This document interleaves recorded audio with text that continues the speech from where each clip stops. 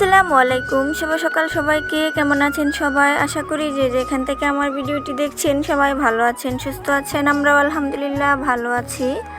তো নতুন আরও একটি ব্লগে আপনাদের সবাইকে স্বাগতম। তো আশা রাখছি স্কিপ না করে পুরো ভিডিওটি দেখবেন, তো সবার কাছে ভালো লাগতে পারে। আর অবশ্যই ভিডিও শুরুতে একটি লাইক করে দিবেন আর জানাতে পারেন আপনার মূল্যবান মতামত। তো এদিকে সকালবেলা ঘুম থেকে উঠে মুরগিগুলোকে ছেড়ে দিলাম, তো ওদেরকে খেতেও দিয়ে আসছি। আর এদিকে এখন ঘরগুলাকে ঝাড়ু দেবো আর কি, বিছানা উঠিয়ে নিয়েছি আগেই। তো হাঁসগুলাকে এখনও বন্দি করে রাখছি, কারণ ছোটো ভাই গিয়েছে প্রাইভেটে, ও এসে তারপরে হাঁসগুলাকে বন্দি করবে। তো বলছি এখন থেকে যে তোর হাঁস তুই সব কিছু করবি। তো কালকে যে ওই দিন বললাম যে হাঁসটাকে ব্যথা পাইছিল, মানে যে গুইসাপ ধরছিল, তো এক পা ভেঙে গেছে। তো ওইটা এভাবে থাকে আর কি। এখন তো জানি না এটার পা ঠিক হবে কি না। তো যাই হোক, এদিকে ঘরটাকে আমি ঝেড়ে নিতেছি, আর এই ঘরটা ঝাড়ু দিয়ে তারপরে ওই ঘরটা আর কি ঝাড়ু দিয়ে নেব। তো ওই ঘরের বিছানাপত্র এখনও গোছানো হয়নি, তো এই তো এখন আর কি গুছাবো। তো ওদিকে ঘরটাকে গুছিয়ে আর কি ঘর ঝাড়ু দিয়ে নিছি। আর এখানে এখন টেবিলটাকে পরিষ্কার করে নেব। তো টেবিলের যে থালাবাটিগুলা এগুলা ধোয়াই ছিল। তো আজকের টেবিলটা একদম পরিষ্কারই ছিল, বেশি নোংরা হয়নি। আসলে যত ব্যবহার করা হয় এটা তো তত নোংরা হয়ে যায়, আর একটু কম ব্যবহার করলে তো নোংরাটা একটু কম হয় আর কি। আর ওইদিকে আমরা থালা বাসনগুলা মনা আগেই ধুয়ে দিছিল। তো ও তাড়াতাড়ি করে উঠে পড়ছে, তো উঠে আগে থালা বাসনগুলো ধুয়ে এখানে রেখে দিয়েছিল। তো আমি এখন সুন্দর করে রেখে তো টেবিলটা সুন্দর করে মুছে নিয়েছি। তো মুছে তারপরে এই তো রুটি বানিয়েও নিয়ে আসছি। তো অনেকটা সময় লেগে গেছে, আমি অফ ক্যামেরায় রুটি বানিয়ে নিছি। তো আজকে যেহেতু সবাই বাড়িতেই, তো যার কারণে ভাবলাম যে রুটি বানাই। আর বন্ধ দিয়েছে, মানে ওদের স্কুল আর কলেজ বন্ধ ছিল, তো যার কারণে রুটি বানানো হয়েছে সকালবেলা। আর সাথে হালুয়া, তো মেয়েরা আবার এই হালুয়াটা খায়, তো যার কারণে এটাই বানানো হয়। তো ভাজি ডাল করলে তো সেগুলা খেতে পারে না, তো তখন দেখা যায় রুটিও খায় না, তো যার কারণে এইভাবে বানায়। আর এইভাবে অনেকগুলা খেয়ে নেয় আর কি, একটা দুইটা। তো এদিকে এখন রান্না করব দুপুরবেলা 1টা বাজে। তো মাংসটা আমি আগেই ভিজিয়ে রাখছিলাম। তো আজকে বিরিয়ানি রান্না করব। অনেক দিন থেকে ভাবতেছিলাম আর কি বিরিয়ানিটা করব। তো আজকে ভাবলাম যে করেই ফেলি। আর এই তো গরুর মাংস আগেই ভিজিয়ে রাখছিলাম, তো এখন ছোটো ছোটো করে কেটে নিতেছি। যেহেতু এগুলা একটু বড় বড় ছিল আর কি, বড় সাইজে ছিল, তো এগুলাকে 2টা বা 3টা করে পিস করে নিচ্ছি। তো বিরিয়ানিতে একটু ছোট ছোট করে হলে একটু ভালো হয় আর কি। গরুর মাংস যেহেতু একটু শক্ত থাকে, তো মশলাটা ভালোভাবে ঢুকতে পারে। আর বেশি বড় হলে তখন আবার ঢুকতে আর কি একটু সমস্যা হয় মশলা। আর লবণ যদি না হয় তাহলে তো আবার খেতে ভালো লাগবে না, তাই ছোট ছোট পিস করে নিছি, তো খেতে ভালো লাগবে।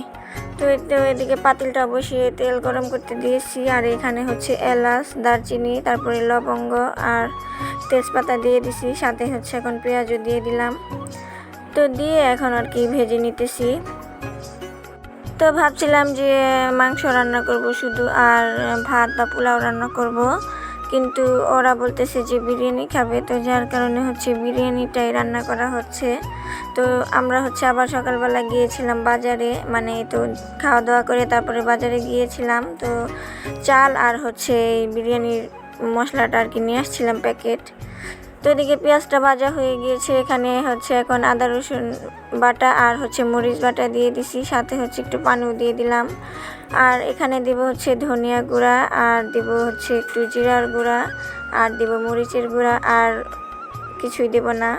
তো আমি যেভাবে রান্না করি আর কি সেভাবে আপনাদের সাথে শেয়ার করতেছি। তো দিয়ে এখন দিয়ে দিলাম লবণ, দিয়ে একটু ভালো করে নেড়ে একটু কষিয়ে নেব আর কি। তো যারা আমার চ্যানেলে এই পর্যন্ত নতুন এসেছেন এবং নতুন ভিডিও দেখতেছেন, তারা প্লিজ চ্যানেলটাকে সাবস্ক্রাইব করে আমার পাশে থেকে যেতে পারেন বন্ধু হয়ে।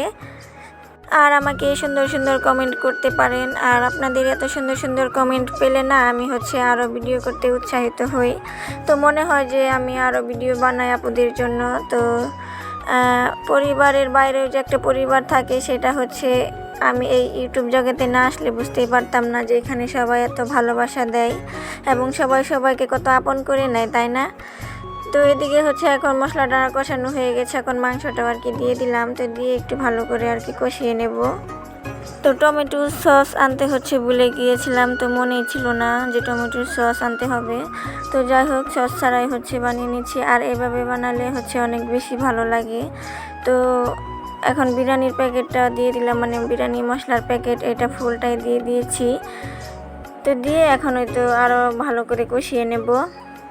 আগে যে একটু পানি উঠেছিল এটা দিয়ে আর কি একটু কষিয়ে নিতেছি, তারপরে হচ্ছে আবারও আর একটু পানি দেব, মানে সিদ্ধ হওয়ার জন্য একটু বেশি করে দিয়ে ভালো করে সিদ্ধ করে নিতে হবে, তা না হলে আবার কাঁচা থাকবে। তো যেহেতু গরুর মাংস সিদ্ধ হতে একটু সময় লাগবে, তো আমি হচ্ছে এখানে আরও বেশ মানে পানি দিয়ে তারপরে হচ্ছে এই মাংসটা সিদ্ধ করে নিয়েছিলাম। তো সিদ্ধ করে একদম এই তো পানিটা একদম শুকিয়ে নিয়েছি। তো এখানে হচ্ছে এখন চালটা দিয়ে দিতেছি, আর এখানে 1 কেজি পরিমাণ চাল আছে। তো পুরাটুকি আর কি রান্না করব। আর চালটাকে হচ্ছে আমি এইমাত্রই আর কি ধুয়ে নিছি। তো ধুয়ে হচ্ছে ঝরাতেও দিইনি, এভাবেই। আর মানে এখন আমি ঝরিয়ে তারপরে আর কি চালটা দিতেছি। তো দিয়ে এখন নেড়ে চেড়ে একটু ভালো করে কষিয়ে নেব বলতে হচ্ছে একটু ভাজা করব, তাহলে হচ্ছে পোলাওর চালটা না একটু ঝরঝরা হবে আর কি, মানে বিরিয়ানিটা একটু ঝরঝরে হবে। তো চালটা একটু মানে ভেজে নিলে তাহলে আর কি ভালো হয়। তো আমার নাড়তে একটু অসুবিধা হচ্ছিল, এই ছোট যে এটা দিয়ে নাড়তে মানে এটা বাঁকা হয়ে যাচ্ছিল। তারপর ওকে বললাম একটু নাড়া দিয়ে। তো এখানে তো দুধ দিয়ে দিলাম, দুধের সাথে একটু পানি দিয়েছি। এখানে যেহেতু 1 কেজি পরিমাণ চাল আসছে, তো এখন আমি হচ্ছে 2 কেজি পরিমাণ পানি দিয়ে দিলাম। তো দিয়ে তো এখন তো একটু নেড়ে চেড়ে তারপরে একদম মানে বলক যখন উঠে আসবে, বলক ওঠা পর্যন্ত আর কি অপেক্ষা করতে হবে। তো বিরিয়ানি তো সবাই রান্না করতে পারে, তো আমি যেভাবে রান্না করতেছি মানে সেভাবেই হচ্ছে আপনাদের সাথে শেয়ার করতেছি। তো আশা রাখছি আপনাদের ভালো লাগবে। তো এই তো পানিটা একদম শুকিয়ে গেছে, মানে চালটা বেশি উঠছে। তো এখন হচ্ছে আমি আবার দমে দিয়ে দিলাম। আর এই তো খড়িটা এটা হচ্ছে আমি উঠিয়ে নিছি, তা না হলে আবার পুড়ে যাবে। তো নিচে হচ্ছে তাওয়া দিছি, আর উপরে যে পাটার শিল এটা দিয়ে একদম চাপ দিয়ে রাখছি। তো দিয়ে 10-15 মিনিট মানে এভাবে রেখে দিয়েছিলাম। তো দেখেন একদম পানিটা শুকিয়ে কত সুন্দর হয়ে গেছে। তো এখনও হালকা একটু পানি আছে আর কি। তো এটাকে আবার একটু নেড়ে দেব, নেড়ে তারপরে হচ্ছে আবারও দমে বসিয়ে দেবো আর কি, মানে 10-15 মিনিটের জন্য, যেই পর্যন্ত পানিটা আর কি না শুকাবে সেই পর্যন্ত। তো দিয়ে তারপরে হচ্ছে আবারও আর কি একটু দমে দিয়ে রাখবো, তাহলে আমার বিরিয়ানিটা একদম রেডি। তো রান্না বাড়া কমপ্লিট করে হচ্ছে আমরা তো খাওয়া দাওয়া করতে চলে আসছি। তো ওদেরকে হচ্ছে আগেই বেড়ে দিয়ে দিছি, আর এখন আমার জন্য নিয়ে নিলাম। তো একটু ঠান্ডা হলে আর কি ভালো লাগবে। আমি আবার এত গরমটা বেশি খেতে পারি না, আর বেশি গরমটা খেতে আমার কাছে এত ভালো লাগে না। তো আপনাদেরকে দেখানোর জন্য হচ্ছে আমি গরমটা একটু দেখাচ্ছি। তো তারপরে হচ্ছে আর কি ঠান্ডা পরিবেশে তো ভালো করে জমিয়ে আর কি খাওয়া হবে।